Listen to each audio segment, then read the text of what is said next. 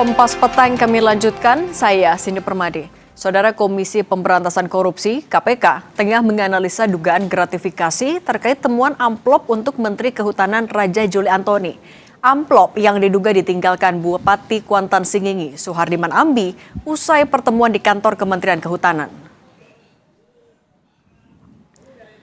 Juru bicara KPK Budi Prasetyo menyatakan laporan yang disampaikan pada 3 Juli 2026 itu saat ini masih dalam tahap verifikasi dan analisis oleh Direktorat Gratifikasi dan Pelayanan Publik atau DGPP KPK. KPK akan menelaah seluruh informasi yang disampaikan pelapor, termasuk melakukan koordinasi dengan unit terkait di lingkungan internal KPK. Hasil analisis itu akan jadi dasar untuk menentukan apakah akan berlanjut ke penyelidikan atau tidak.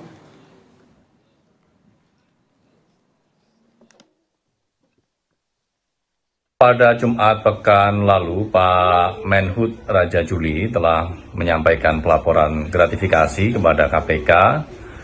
Maka atas pelaporan tersebut, tim Direktorat Gratifikasi dan Pelayanan Publik akan melakukan verifikasi dan analisis, termasuk juga koordinasi di internal KPK.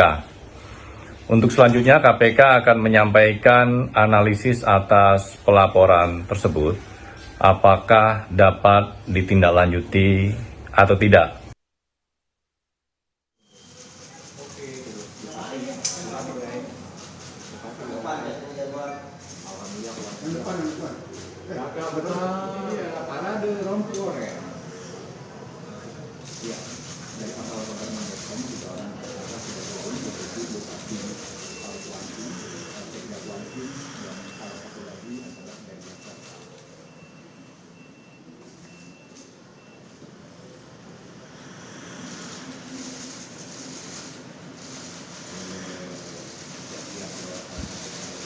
Buntut misteri amplop Bupati Kuansing, khususnya mengenai dugaan suap pelepasan kawasan hutan di Kabupaten Kuantan Singingi Riau, Komisi 4 DPR akan memanggil Menteri Kehutanan Raja Juli Antoni.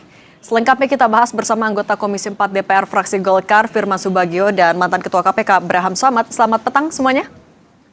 Selamat petang, Pak Abraham Samad. Pak Firman, selamat petang. Petang, Pak Abraham. Oke. Bang Firman, sebenarnya kapan jadinya Komisi 4 bakal memanggil Menhub? Baik, pertama tentunya kami dari Komisi 4 sebagai mitra menyampaikan rasa prihatin yang sangat mendalam karena praktek-praktek seperti itu masih ada, dan ini juga merupakan bagian penting daripada kami Komisi 4 untuk melakukan meningkatkan fungsi-fungsi pengawasan. Walaupun sudah selalu kami ingatkan kepada mitra-mitra kami tentang masalah korupsi, ini adalah menjadi bagian kita bersama untuk diatasi dan segera dicegah semaksimal mungkin. Nah, oleh karena itu terkait dengan masalah pemanggilan, tentunya kami dari Komisi 4 akan menyampaikan kepada rapat internal tahapan-tahapan atau jadwal untuk pemanggilan. Karena pemanggilan bagi saya adalah penting karena untuk mendapatkan klarifikasi langsung dari menteri yang melakukan itu. Nah, oleh karena itu nanti dari klarifikasi itu akan kita dengarkan dan kita harus menjunjung tinggi ajas praduga tidak bersalah. Namun tentunya mekanisme aturan hukum sesuai dengan Undang-Undang Tipikor itu apakah ketika ada pihak-pihak yang melakukan suap dan kemudian pengembaliannya itu tidak ke KPK, ini tentunya dari sisi aturan hukumnya itu seperti apa. Kalau sepengetahuan saya bahwa ketentuan-ketentuan yang diatur dalam Undang-Undang Tipikor, mohon nanti Pak Abraham Samad bisa lebih mengklarifikasi. Harusnya ketika tahu bahwa Pak Menteri ini ada uang yang ditinggal di meja, itu tentunya harus diserahkan kepada KPK. Kemudian dijelaskan duduk persoalan. Dan waktunya juga terbatas, tidak sampai sekian hari gitu ya. Nah, oleh karena itu ini yang tentunya nanti akan kita lakukan klarifikasi, apalagi kalau pengembaliannya itu dikembalikan kepada pemberi, ini juga sesuai dengan ketentuan Undang-Undang Tipikor, itu kelihatannya agak tidak tepat karena Undang-Undang Tipikor sudah menjelaskan bahwa ketika ada indikasi gratifikasi, maka bila mana yang diberi itu tidak mengetahui, maka setelah diketahui dalam kurun waktu tertentu harus diserahkan kepada KPK untuk ditindak. Nah, Bang Firman, tapi sebagai mitranya dari Kementerian Kehutanan juga, agenda klarifikasi itu nantinya akan meliputi apa saja secara lebih spesifik sebagai gambaran? Ya tentunya kita minta penjelasan kepada Menteri secara langsung. Karena ini kan sudah menjadi temuan dan kemudian sudah menjadi isu publik. Oleh karena itu DPR sebagai anggota Dewan yang mempunyai fungsi pengawasan harus mendapat penjelasan secara langsung. Harapan kami adalah Pak Saudara Menteri bisa menyampaikan yang sejujur-jujurnya kepada kami. Sehingga nanti tidak ada hal-hal yang kita khawatirkan menimbulkan kontroversi. Harapan kami adalah Menteri bisa menjelaskan sejujur-jujurnya. Kenapa? Kok tidak diserahkan langsung kepada KPK? Kemarin kami dengar berita kan dikembalikan kepada pemberi. Nah, ini yang tentunya secara aturan hukum kan di kementerian kan ada biro hukum, tentunya bisa konsultasikan kepada biro hukum dan mekanisme seperti apa. Oke, Bang Abraham, jadi mungkin bisa dijelaskan, diingatkan kembali aturannya dan secara etika juga ketika penyelenggara negara menemukan adanya indikasi dugaan gratifikasi atau dalam konteks ini dalam menemukan amplop, harusnya seperti apa? Harusnya ya, jadi itu diberikan rentang waktu ya, 30 hari seperti yang ada di dalam undang-undang. Kalau dalam 30 hari, maka seseorang yang menerima gratifikasi dan mengembalikan sebelum lewat 30 hari, maka itu boleh dikategorikan niat jahatnya ya, itu bisa tidak terlihat atau mens reanya ya.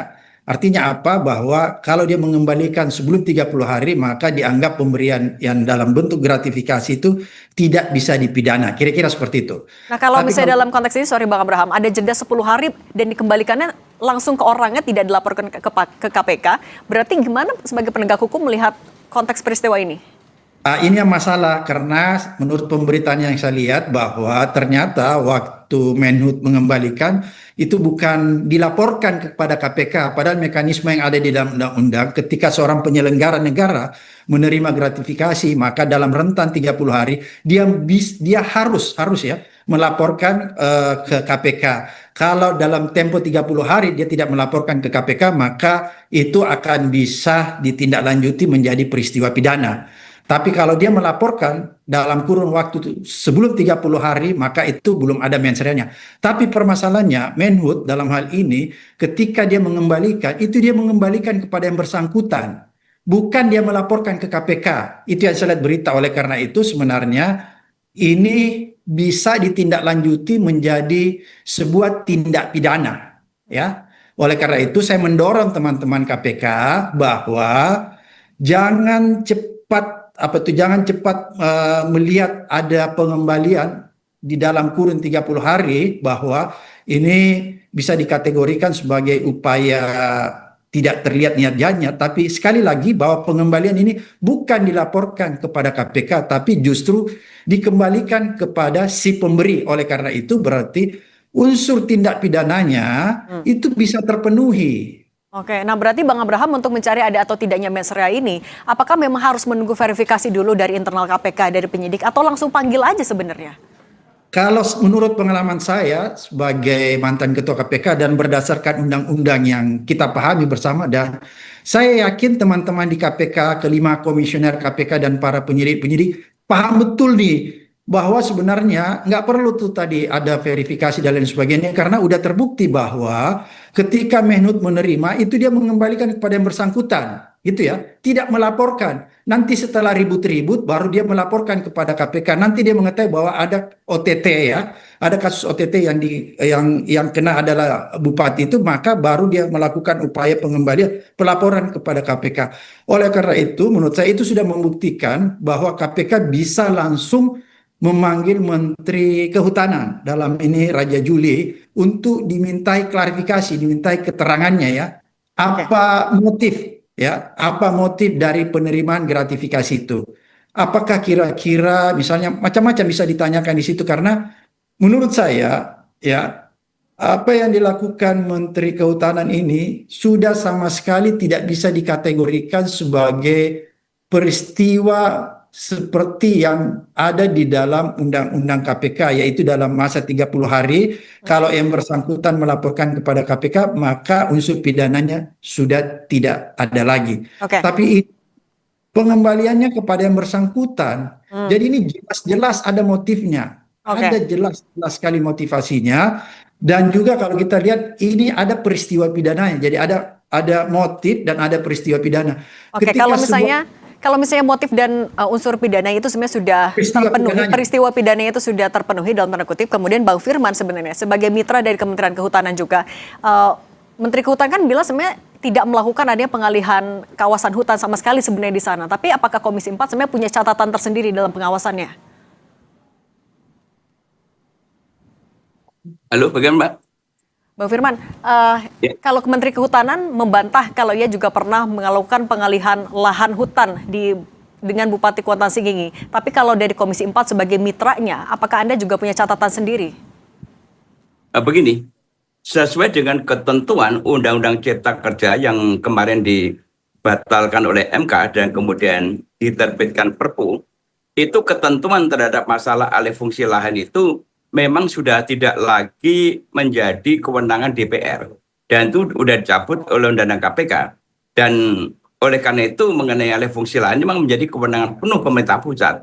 Namun secara lazimnya bahwa kalau ada pejabat yang menerima gratifikasi, tadi Pak Abraham Samad menjelaskan dengan jelas bahwa harusnya menteri itu dalam waktu cepat mengembalikan atau menyerahkan kepada KPK. Nah, oleh karena itu pada waktu nanti penyerahan, tentunya KPK bisa melakukan klarifikasi kepada berbagai pihak, termasuk kepada bupati, dan mungkin bupati ada saksi dan lain sebagainya. Nah, itulah yang nanti akan menjadi alat-alat bukti dalam proses berikutnya. Nah, ini yang kita lakukan. Oleh karena itu, karena ini sudah masuk ke ranah penegakan hukum, tentunya kami Komisi 4 mendukung sepenuhnya penegakan aturan hukum kepada KPK. Kita sepenuhnya setransparan mungkin terhadap masalah pengusutan selanjutnya. Karena ini memang menjadi keprihatinan kita. Oleh karena itu, inilah ketika Undang-Undang Cipta Kerja ini lakukan revisi mengenai kewenangan-kewenangan DPR sebagai fungsi pengawas, ini memang sekarang lagi sedang pembahasan lagi di DPR, apakah dengan adanya kewenangan pengawasan yang dicabut ini apakah perlu kita kembalikan lagi sehingga untuk alih fungsi lahan itu ada fungsi kontrol dari lembaga legislatif. Baik. Bang Firman Subagio dan Bang Abraham Samad, terima kasih sudah berbagi pandangan bersama kami di Kompas Petang. Sehat selalu semuanya. Selamat petang. Saudara, duel